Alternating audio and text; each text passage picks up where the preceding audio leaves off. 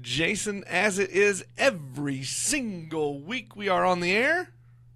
Today's episode of Lee Summit Town Hall is brought to you by the good people at Budget Blinds. Budget Blinds!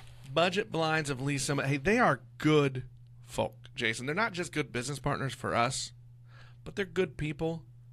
They just raised a ton of money with their event last week benefiting KC Pet Project. They did. They did a really good job. I was not able to go, but I did see a lot of the turnout. It was very impressive. There were dog paintings made and clearly a lot of money raised for the pet project. But now we're going to look to the future. We are looking far into the future. And what's the future of blinds? The future of blinds and all window treatments, really. Automation. You want smart blinds. You want the good, I was going to say old-fashioned, but it's not old-fashioned. They're new-fashioned. It's new-fashioned, automated stuff. And I believe the olds will say newfangled. Newfangled, that's right. There are four big benefits to automation, Jason. They are.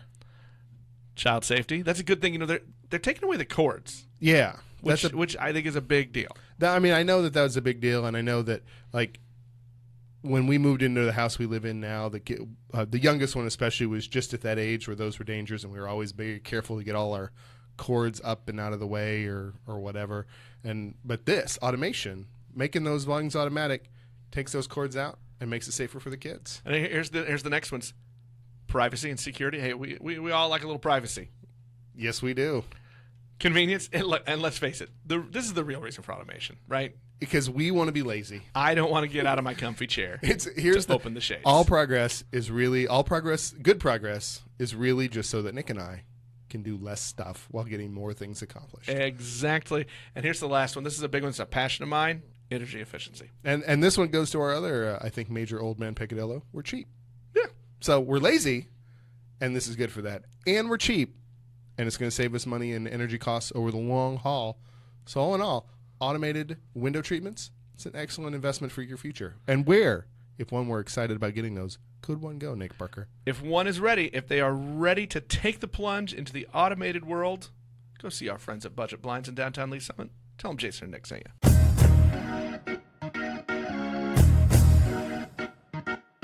Hello and welcome to this Friday edition of Lee Summit Town Hall. With me today is John Cundiff and Seth Kukuski. Did I say it right this time? I messed it up the first time you were on. They are from Velocity Lee Summit, one of our group of local PSA in Lee Summit community partners.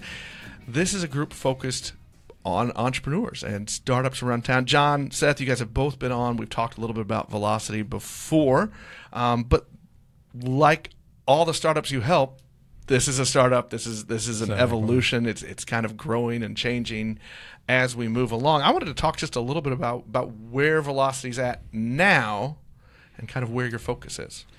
Yeah, I mean, Velocity, when we started a year or so ago, and really with the mission of growing entrepreneurs, creating an ecosystem of excitement about entrepreneurs in Lee Summit, and from there, we continue to evolve in that mission.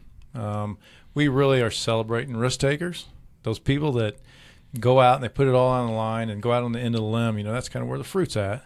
Well, that's become a tagline now, right? Yes.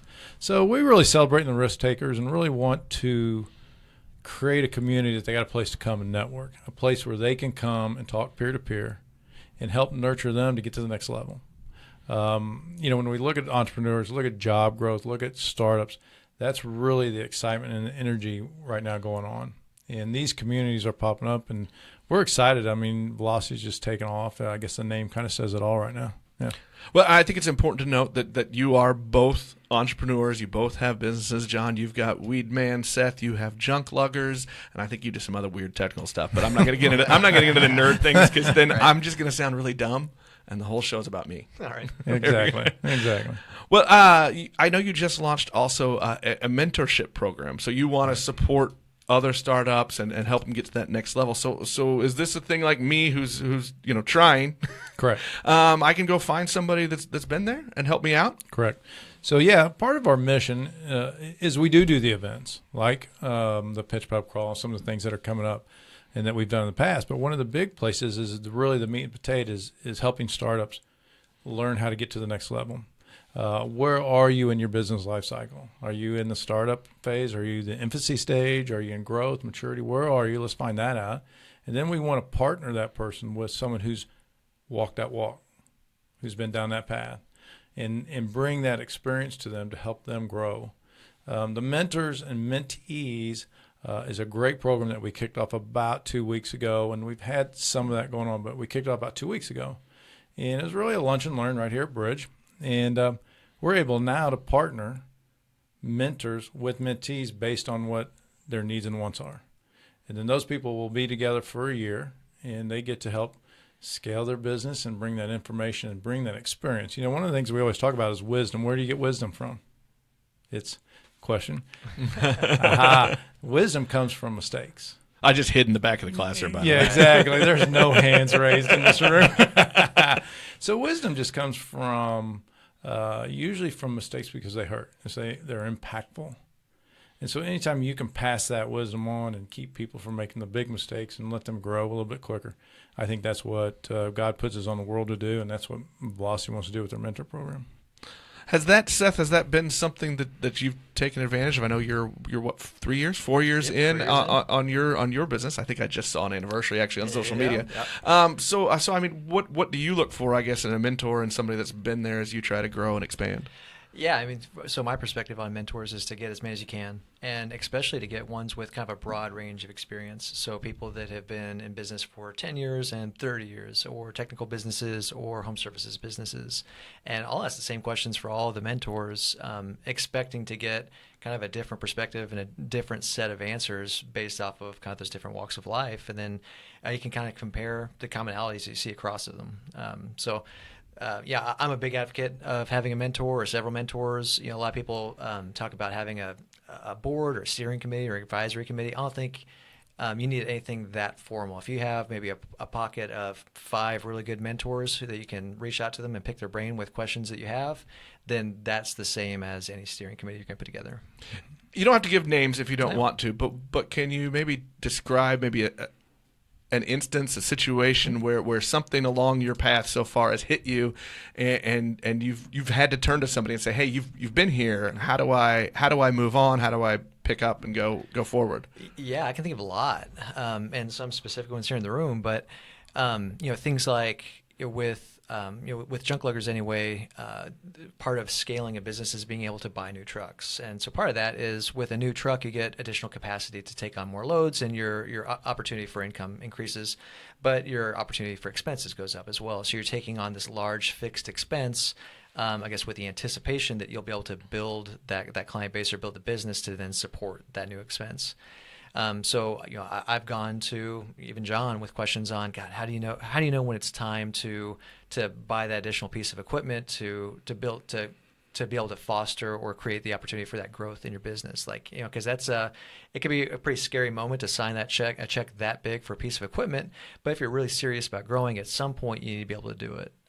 So that's one example. I've even gone to John with questions about. Like this was some kind of discipline stuff that came up on a job site the other day. How would you approach handling this with the guys? I don't want to be too heavy-fisted, but I can't let this kind of stuff slide. And so John's able to provide a lot of really good input on, hey, this is what we've done in the past. This is how I've approached things. This is how I approached things before that maybe didn't work so well, and the lesson I learned from that. So I think those are the times where it really becomes valuable on, this is how I did it the first time. Didn't work out so well, so this is what I do now. So I can just skip that mistake and just go ahead and start making mistakes of my own. John, you've been in business for a while. Yes. I'm not sure how long you've had. Vic and I started in 1987, so 30-some years. And you have played the role of mentor to several people around town, around the area. Mm-hmm. Is capital, is what he talked about earlier, is that one of the bigger things that people want to talk about? Need help? Is like, when do I write that check, or how do I raise that capital? Is that kind of one of the bigger things? I think that is certainly one of the things. I mean, you have to have capital to run a business, and you have to be able to pay cash, have cash flow, and pay expenses, and that's certainly part of it. But one of the things he said just a minute ago, a little bit about capacity and load. You have to match those two. And too much load, not enough capacity, the balls drop. Too much capacity, not enough load, too much expense goes out. So we really work on those two metrics of every business. What's your capacity? What's your load? And let's match those up. Now we can start finding where you're at and kind of see the gaps. And I think the other piece that comes into play is really a business plan. What do you want it to look like 3 years, 4 years, 5 years down the road? You know, I always tell these people about that, and the analogy of a pilot comes on a plane and says, hey, I got good news and bad news, right? Good news, we're flying 500 miles an hour. We're at 36,000 feet. That's the good news. Bad news, our direction finder's out. So all of a sudden you have all this momentum and energy going, but is it going in the right path? Is it going in the right direction? And do you have the right waypoints to check yourself and metric yourself, make sure you're right? I would agree with that. I think just even personally for me, I was so excited about getting started and getting it going that when I got there, it was kind of almost what do I do now? Mm-hmm. Yeah, I'm in the air. Right. I'm going. Now what? Yeah, and I see that a lot. So we really talk about, let's get the plan out front, and the plan has to be like a railroad track. It's wrapped around your personal direction and personal life, where you want that to be, and then you have your business direction. Those need to be running parallel. Yeah. What was Seth for you? What was the business plan creating? What was that process like for you? The business process, or the business planning process for me, kind of started with what John was describing. Was start with the end in mind. So what do I want this business to look like in 10 years, and then kind of work your way backwards from that. You know, so for me, I went into the business with the idea that at some point there's going to be an exit. I wanted to build an asset that I could eventually then kind of pass off to someone else. So you're going to build that business differently than if it's the thing that you're going to pass on to your kids, or this is going to be the job that you do for the next 30 or 50 years, whatever that number is going to be. So having that end goal or that end in mind, and then working your way backwards, make sure that it's that railroad track that you're building in the right direction, or so that you don't get 10 years down the road and you've built something that doesn't really match the vision you had early on. Mm-hmm. That's the hardest part for me, is trying to think of realistic, what's that end game? What's that last play? What's it look like? Yeah. I mean, that's hard for me to do. Right. Mm-hmm. I think one of the things that Vic and I did very early on, back when we first started the business, we built an org chart for what $1 million company looked like. The downside for that day, our names were on every position. But it gave us the direction that when we were ready to expand or ready to scale, we knew which, we're going to do a salesperson this week or this year. Are we doing an admin person this year? Are we doing a technician this year? And we were able to look at our org chart, and it kept us in working and utilizing our asset resources in the right direction. So we knew where we were headed to. Well, let's stay a little bit on the fun side of things. Yay. Talking about startup. Let's talk about making that plan and making that pitch, because you guys have a big event coming up just next week. It's going to be 5 o'clock, July 18th in downtown Lee Summit. It's going to start at Conrad's. This is a pitch pub crawl. Exactly. So this is taking Shark Tank and making it more fun, because we're going to move around to some of the great bars here in downtown Lee Summit. Yeah. But this is a great way for some people to make their pitch, to get some feedback right away. Oh, and by the way, you might walk away with a little bit of money too. Exactly. Yeah. So, we're really excited about Pitch Pub Crawl this year. This is a Velocity signature event. Like you said, we're going to have 9 risk-taker companies come in, and we're going to have 3 pitch at Conrad's, 3 at Smoke, 3 down at Stewie's, and the 3 winners will accumulate down at Arcade Alley. And we'll have a panel of sharks down there to really be able to now get with each one of them and talk to them.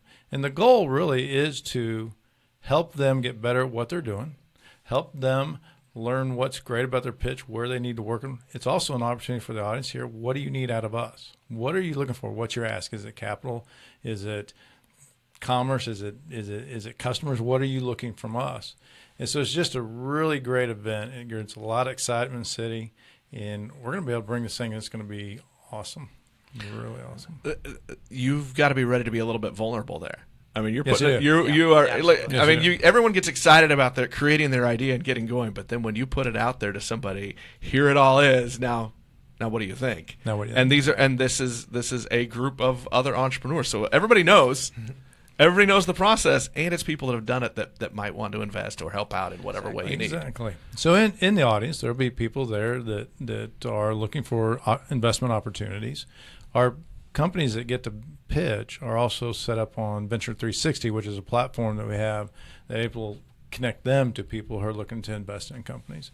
So it's really a great venue for young companies that are trying to really either scale or kick off. Tell me a little bit about this Venture 360.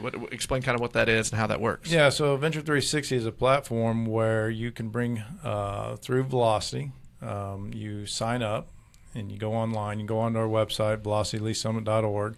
You can sign up, and it puts you in a platform that has a connection of people that are out looking to invest in companies. And so are you putting all of your information about your startup on there? Mm-hmm. I mean, yeah. Dating profile for investors and startups. That's exactly what you're looking at. So you're going to put your profile and what you are and what your mission is and what you look like and what you're asking. There's going to be people out there that are looking to invest. Yep. And so that way, investors can almost just like the dating apps, they can swipe left, swipe right. They can look at the description of your business, see if that matches the types of businesses that they want to invest in, and then there's a clear channel for them to get in touch with you. Yeah. Events like this and groups like Velocity are getting more and more popular. You're seeing more of them. I think the pitch pub crawl is kind of your thing. I mean, right. You got, and I'm sure it's probably starting to be copied a little bit in other places. But why is that? Why is there so much focus, so much emphasis, so much excitement around the startup? Is it just that we all want that American dream of going off on our own and striking it rich, or what is it that's kind of getting all of that excitement around entrepreneurs, around startups? That's it's a great question. I think when you start looking at some of the demographics that are out there and the age groups that are kind of jumping in entrepreneurism, I think the excitement and the intrigue of being able to control your own destiny, but even bigger than that to us is creating opportunity for other people. I mean, that's really exciting to be able to take something, it's a nurturing idea, plan it out, get the capital for it, put it in it, execute it, then all see it take off. And I think that creation part, and then also to see other people excel and create opportunity for other people to achieve their dreams, I think that's really intriguing for an entrepreneur. And then you're in control of your own destiny. I think you mentioned the age group of people, and it's interesting to me. Our studio right here is in Bridge Space, a local co-working building. But there are all ages of people doing this. I mean, I'm mid-40s. There are people younger than me. There are people older than me at varying stages of their startups. Some of them aren't startups. They're just small businesses, I think, at this point. But so is there really a specific age group? I mean, I kind of feel like that's part of the excitement to me is it seems that it's more of a culture shift than a generation shift. Right. And I mean, I think if you look at the demographics, it's typically the 35 to 55, and some of that's corporate transition. They've been in the corporate world, they got this idea, and they're 2008 ready. happened. Yeah, exactly. I mean, that was real. Frankly, it did, right? I think technology makes getting into business, starting business, much, much easier than it used to be. You can now develop an app and work from home or work from Bridge, and you got a business running, and it wasn't always easy that way. So I think the excitement, the opportunities that are out there in technology and in the service industry, those are opportunities it's an idea now. You can take an idea and make something out of it. Would you have done a pitch pub crawl in 1987? You bet. I've been thinking about doing it now. So. Yeah. Well, what was your pitch like? What was that when you were starting out and you were putting together your business plan? Who did you go to? Who did you have to kind of present to? How did that process work? And I'm sure the process is a lot different then than it is now. Yeah, I mean, back in those days, we didn't have a Velocity ecosystem to go lean on. We didn't have a Bridge or a co-working space or anything to really go lean on. So you really had to lean on your accountant. And I firmly believe you need a good partnership with a good accountant, good banker, lawyer. These are the people we leaned on to help guide us. There is really no roadmap to business, and so everyone's different. And we really needed people to help walk us through the business aspect. Just because we understood how to do the technical work of the business, didn't necessarily mean we knew how to run the business that did the technical work. And that's the E-myth. It's called entrepreneur myth, that just because you know what you're doing or know how to do that doesn't necessarily mean you know how to run the business. That is a valuable and hard lesson for all of us. Right. Correct. And so to get out of the technical and on top of the business, that end of the business, was something that we really had to lean on to Seth's point, advisors to help us learn that. What was that? I guess I don't want to use the word process again because I think that's too technical. But what was that growth like for the two of you? You're a couple. You're a married couple as you're figuring this out. How did you kind of work through that? Of, hey, I'm really good at fighting the fires, right. but I don't know how to go buy new trucks. I don't know how to do. How did that growth happen? I would put it to you this way. When Vic and I started, we were very young, and we literally have two personalities that complement each other. So Vic was very analytical. She counting and programming. It's okay to say she's better than you. And she's better than me. She's a lot smarter than I was. I had the creativity, I had the vision, and the excitement. And so we were able to partner those two emotions and skill sets that made a whole team. And so that's really, I think, was a key to our success early on. And then we also both grew. Business acumen just grew as we kept growing. But I think it was really the opportunity to be able to say, hey, I got this great idea. And I go in and I say, I got this great idea. I think we ought to do this, blah, blah, blah. And she goes, like that, don't like that, don't like that, don't like that. I'm like, go back, come back, fix that. She goes, great, better, now fix this. And I'd come back, and finally we'd compromise, and that's where we ended up. That's how we worked together. Well, let's backtrack just a little bit. And let's go back to the pitching. Yeah. And how you get ready to tell everyone about it. So if people want to show up and watch this pitch pub crawl and they think, oh, maybe I might be ready the next time around. Right. How do you prep yourself? How do you get ready to put your idea out there and get real feedback and maybe get some real support? Sure.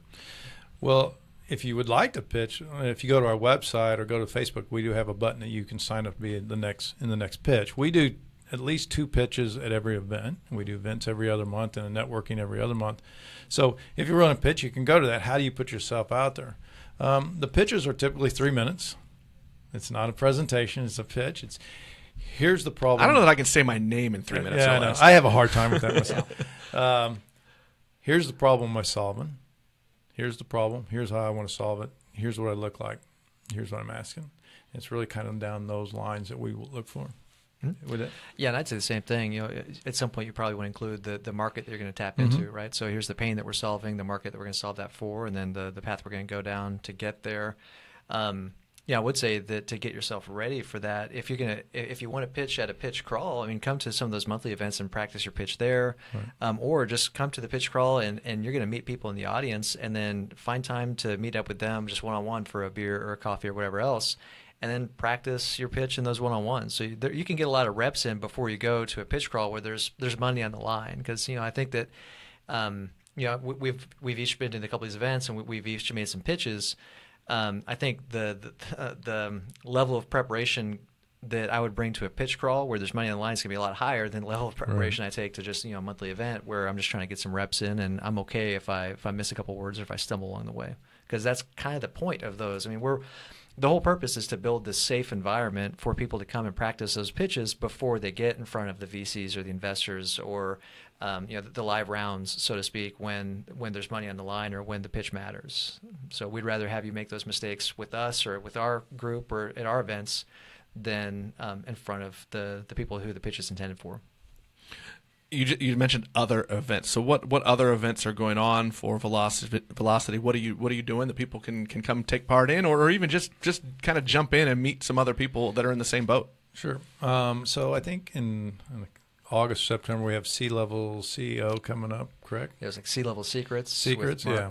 Mark Brigman. Mm-hmm. We also have a Listening to Your Business workshop that's coming up in September, led by Michelle Markey, and it's really a 3-4 hour workshop that will analyze where your business is at, what in the business life cycle, where are you? Is that an actual workshop where people can come in and workshop their own business, or are they hearing a seminar? No, they're going to come in with their own workbook, work their business, see where they're at, see where they're wanting to head to. Where's the gap? And let's work on the gap and the strategy and the plan to get there. That's a very beneficial program.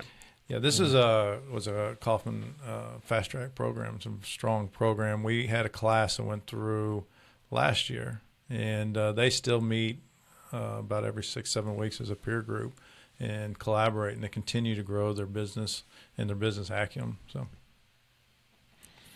well, once again, let's roll through the Pitch Pub Crawl. That's your next big event. It's 5 p.m. this next Thursday, July 18th. It's going to start at Conrad's.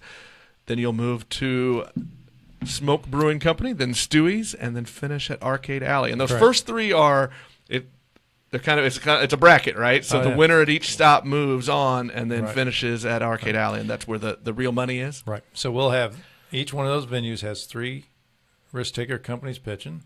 They get about 3 minutes. Then you crowdsource and vote, pick a winner. They will move up to the last venue, and then you do that the first 3. Last venue are all 3 of those winners. And then they'll go through a panel of sharks that will also now give them an opportunity to tell us something you didn't tell us before, and now let us ask you questions. And then we'll score that again and rate it and pick an ultimate first, second, and third. Fantastic. Yeah, it's going to be exciting. And why don't you go through what those prize packages are for first, second, third? Yeah, so first place, we really stepped up to the plate this year and bringing in some great companies. First place, $2,500. You walk away as first place of our Pitch Pub Crawl. The next one would be $1,000 second place and $500 third place. Yep. Fantastic. Well, if people want to get involved in Velocity, where can they go? How can they reach out and get connected? Certainly, you can go to our website, velocityleesummit.org. Check us out on our Facebook. Come to our events. Reach out to Seth or myself or any one of us. And the more the merrier. The more the merrier.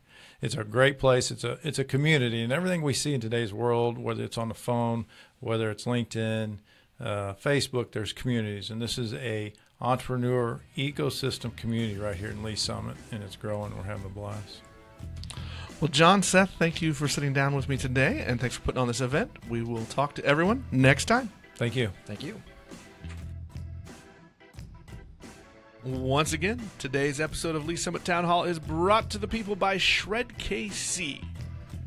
Jason, we say this a lot about our sponsors for this show, but you know what? We've had good people who help us, who partner with us. Shred KC is and really, it's an odd reflection on us. Right. You know, I was very hesitant to make myself pull the trigger and actually start trying to live a little healthier, a little more fit. But how'd that last vacation treat you? Well, let's just say I did not follow the plan. Okay, fair enough. That leads me to this great point. Ryan Waters, the owner, and the people in there at Shred KC are awesome and very, very supportive. As a matter of fact, one of the things he says is when you go on vacation, there should be no guilt. Go do what you want to do and have fun, and then lock it down when you come back. So that's exactly what I have done. Locked the diet back down. My meal plan is going. I'm back on it. And really, you can't have better people. No, if they're going to give you permission to just go guilt free on your vacation, then those are the kind of folks that you want in your life. You want somebody that's going to push you, be hard on you when you need to be hard, but also understand there's no guilt. Sometimes stuff just happens, and sometimes you just want to go have fun and you want to smash some food. And Jason, I smashed some food. Yes, you did. Yes, you did. So, if you're ready to make that change in your lifestyle, go see our friends at Shred KC in downtown Lee Summit. Tell them Jason and Nick sing it. You have been listening to Lee Summit Town Hall, a Link to Lee Summit podcast with hosts Nick Parker and Jason Norberry. A proud member of the Fredcast Network, you can subscribe to this podcast on most of your favorite podcast apps and catch us every Monday, Wednesday, and Friday for all the news, analysis, and conversations on the Lee Summit community. Connect with us on Facebook at Link to Lee Summit or on Twitter at LS Town Hall.